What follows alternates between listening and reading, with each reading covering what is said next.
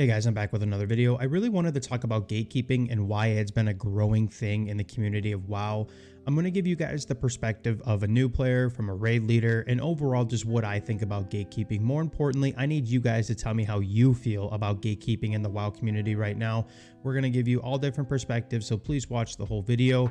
And again, this is just off the top of my head, so there's going to be pauses, there's going to be times where I'm playing with my hands because it just feels way more natural to talk to you guys about it, without just reading off of a script.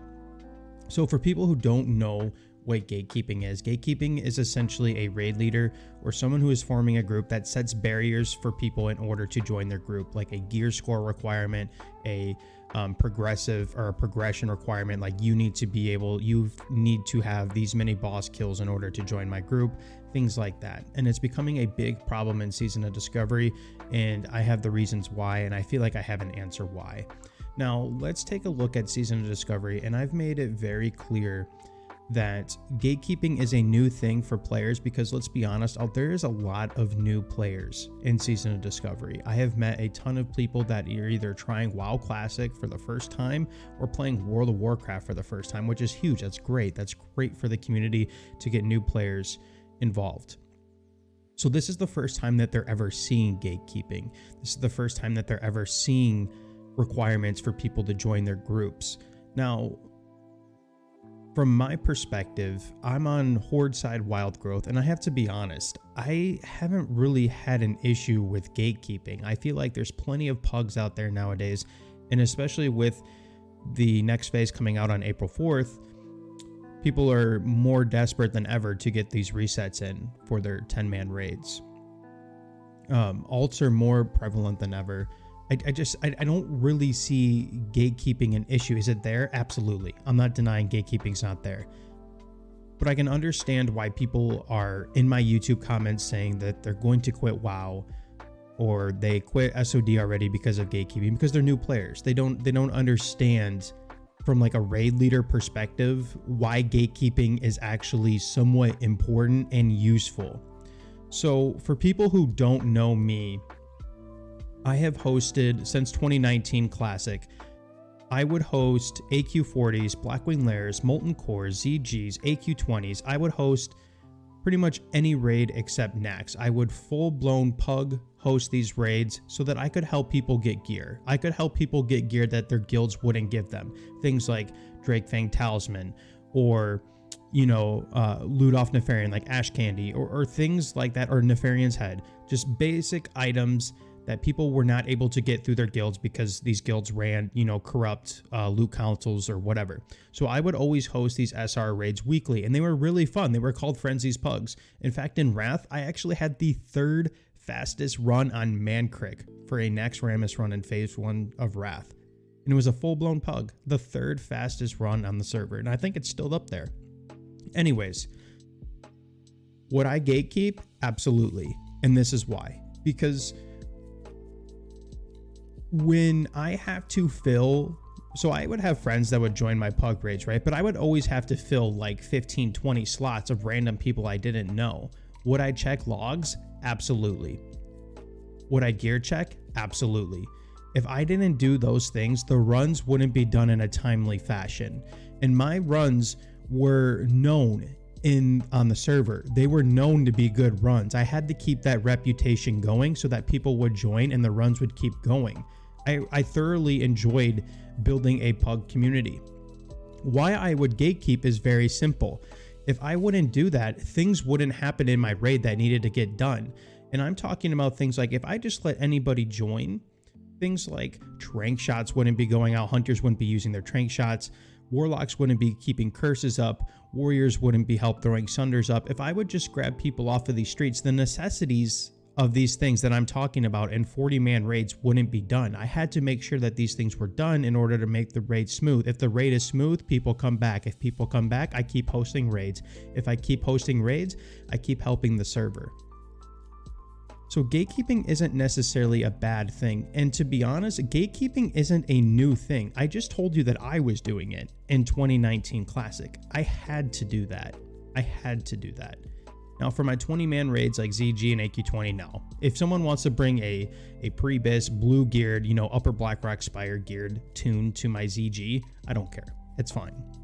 But for a 40-man raid where we want to get it done in a timely fashion, you know, like hour-long Blackwing layers, or, you know, like 45-minute molten cores, you know, things like that, we had to have players that they didn't necessarily have to be geared, but they needed to prove to me that they knew what they were doing. Simple things like, again, throwing up curses, banishes, trank shots, polymorphs, you know, CC, or just doing simple mechanics. I can't tell you how many times I would stare at logs and like look to make sure that the person that I was hiring to be my warlock tank for twin imps and AQ40, that not only have they done it before, do they have the amount of raid shadow resistance, are they going to fuck up this raid?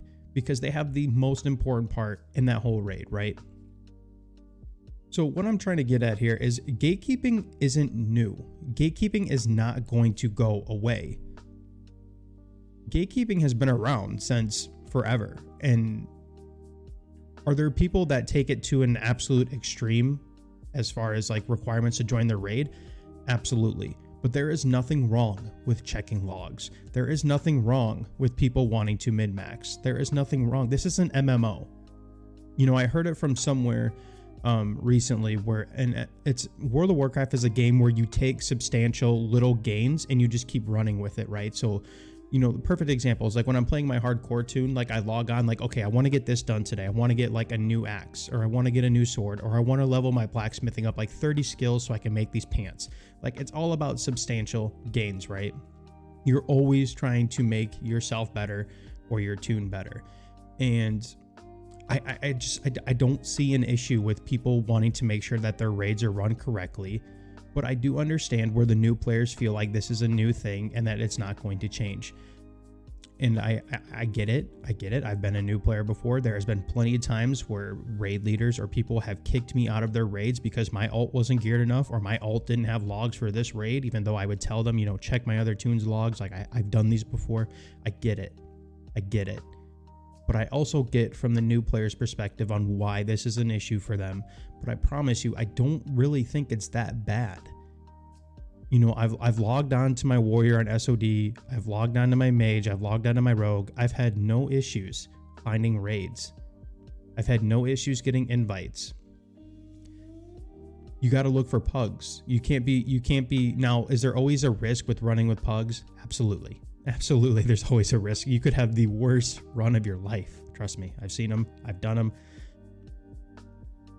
Where the gatekeeping really is when it's a guild run that it's like a 10-man guild run, right? And they need to fill 2 slots. And so it's 8 guildies and then there's 2 pugs. Of course they're going to gatekeep. Of course they want to keep the guild run how they run it. They're going to log check you. They're going to gear check you. They need to make sure that they can trust you to fill their guild raid.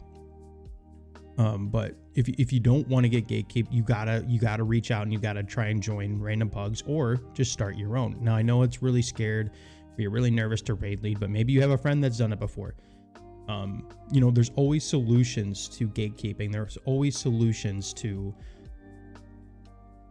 just any problem in WoW. Now, again, from the raid leader's perspective, I don't see an issue with gatekeeping. There's always an extreme, and I've never taken it to that extreme, but I'm telling you right now, if you want to run successful pugs, if you want to run a successful raid, if you want to run a successful group, you have to at least background check or, you know, do like a quick screening of these guys. Because if you don't, like I just gave you a perfect example of classic WoW. If you don't background check these guys, your trank shots will not be going out. Your curses will not stay up. Your sunders will not stay up.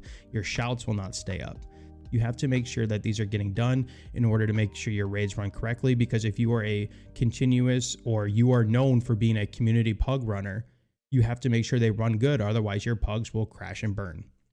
But I just wanted to give you guys, you know, just a quick off the top of my head commentary about gatekeeping, about how I don't really think it's that big of an issue as people think it is. And I don't want people to give up on the game because a raid leader told you no. Like there's always